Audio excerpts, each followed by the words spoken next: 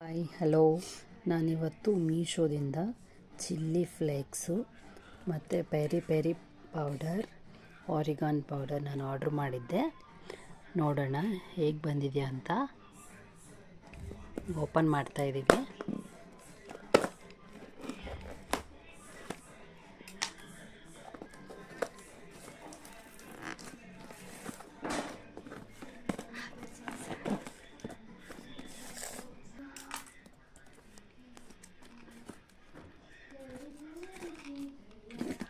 Three bottles ಬಂದಿದ್ದಾವೆ ನೋಡಿ.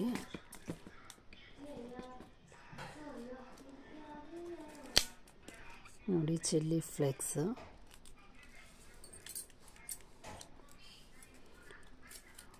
ಆರಿಗಾನ್ flakes, peri peri.